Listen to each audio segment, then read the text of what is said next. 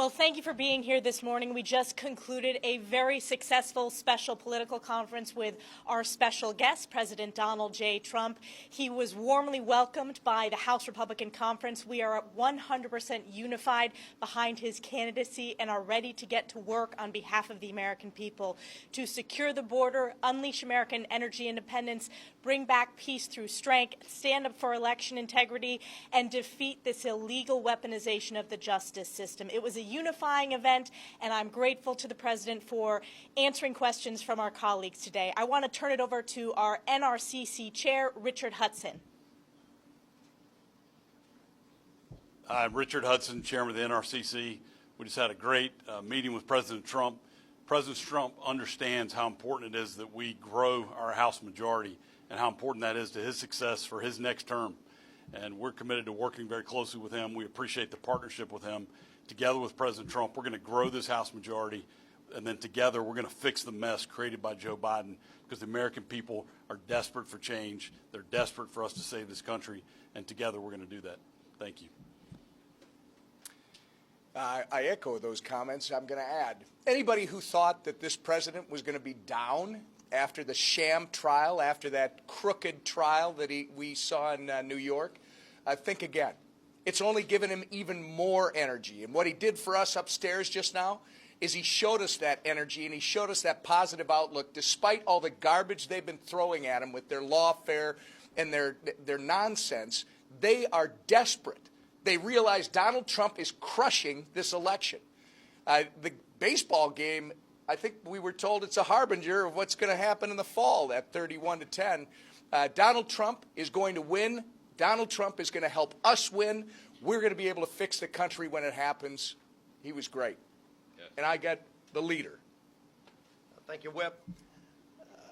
We just had a great, resounding speech by President Trump. And if you look at the applause, standing ovations, a lot of, as Elise said, a lot of unifying messages from President Trump, but also optimistic messages. President Trump talked a lot about what we need to do to get our country back on track.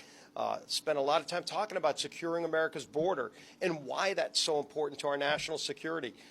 Talked about the fact that we have Russian warships off of our coast right now, off of America's coast, because of Joe Biden's weakness and the difference between strong leadership and President Trump. President Trump talked a lot, too, about how to get the economy back on track and reduce inflation for those families who are struggling. All across America, families can't afford to buy groceries, can't afford to fill up their cars because of the failed policies of Joe Biden. And President Trump talked about what we can do working with a Republican Congress to fix these problems in January, but it all starts November 5th. And we are incredibly unified in working with President Trump to get him elected so that we can work with him to fix these serious problems that our country faces. And President Trump gave a great tribute to our speaker, Mike Johnson. Thank you, Leader Scalise and Whip Emmer and our conference chair Stefanik and our NRCC chair Richard Hudson. This is a great leadership team, and it was our great pleasure to host the president this morning, the 45th president, who will soon to be reelected as the 47th president. President Trump brought an extraordinary amount of energy and excitement and enthusiasm this morning. That is what we're seeing in the party throughout the country. Many of us are traveling the country. I do it endlessly.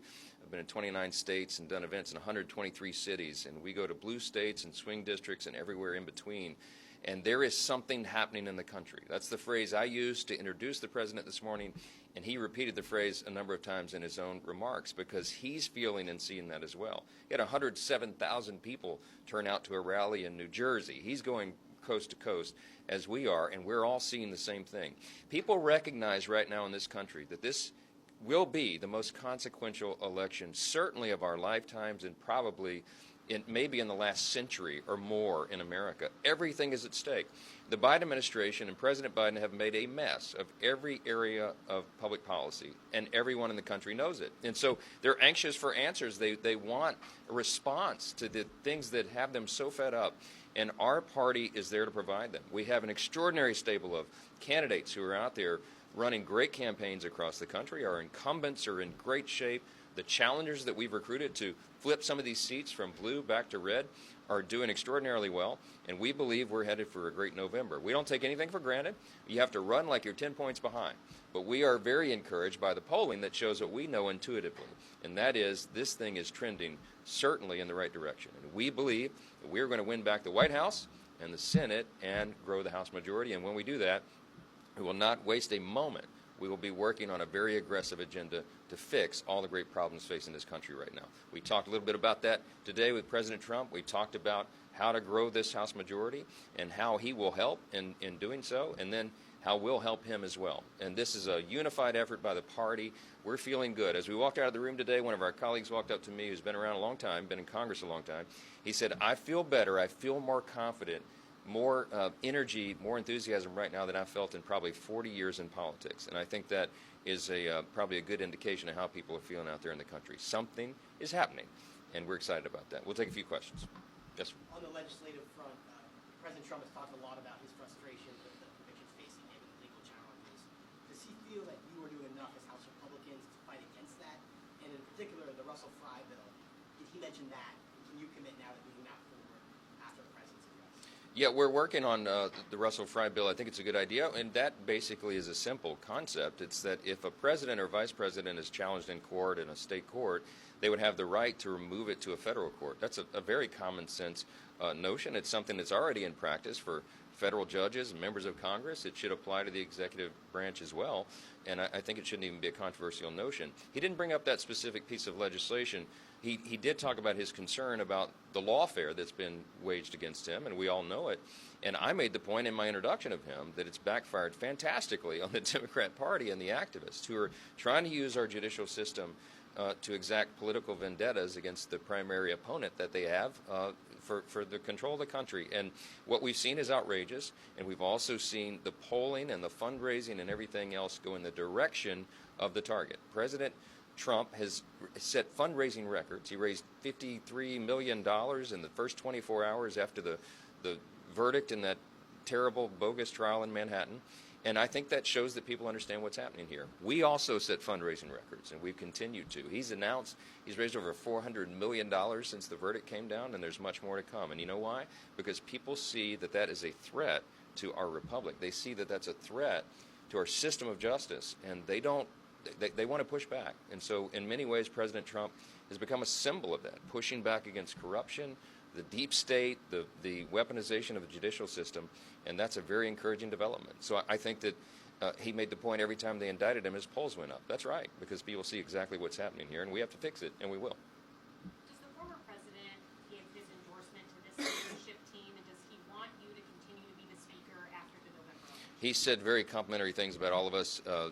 We had sustained applause. He said, I'm doing a very good job. I mean, we're grateful for that. Look, we have to have continuity in leadership. We have to have a plan, and it has to be very carefully executed.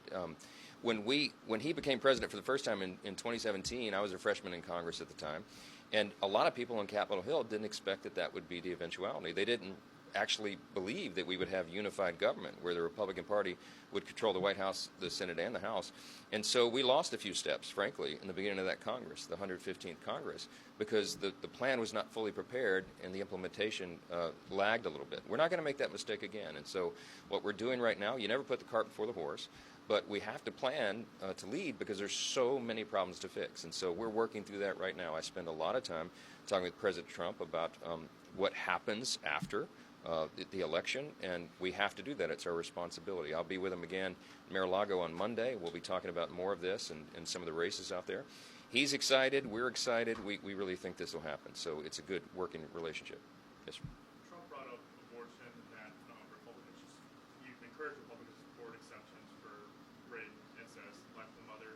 Is that something that Republicans should be getting behind on those exceptions to abortion? Well, President Trump, the way he addressed the issue this morning is he said, make sure that you exercise your own conscience, talk about it, share your conviction, and do that in a way that makes sense to people. And I think he had made a good point. He has said that after the Dobbs decision that the states are handling the issue right now, and that's where he's comfortable keeping it. And We've made the point that before you can have political consensus on a difficult issue, you have to have cultural consensus. And right now, we just don't have the numbers in Congress to do anything on the federal level, and that's just the reality. I mean, to get 60 votes in the Senate on something would be a great challenge. So we don't sacrifice any core principle. We all believe in the sanctity of human life, and everyone has to go to their districts and explain it in their own way. And President Trump encouraged everyone to do that. I think that's important. Another question?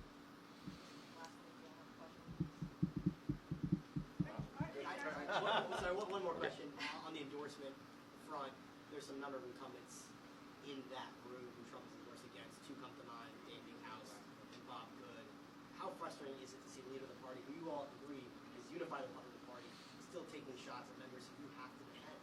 Well, look, President Trump has been a great partner overall and has endorsed, I think his record, I think it's 285-0 in candidates that he supported. And so he's been very helpful to us. He's worked along the way. And look, as the Speaker, my job is to protect all the incumbents, and I'm out doing that the best of my ability. And each one of these races are individual, and they're going to be determined by the people on the ground. So our incumbents are out running the best races they can, and I think they'll all perform well in the end. So thank you all. We appreciate the time. Meeting on Monday with the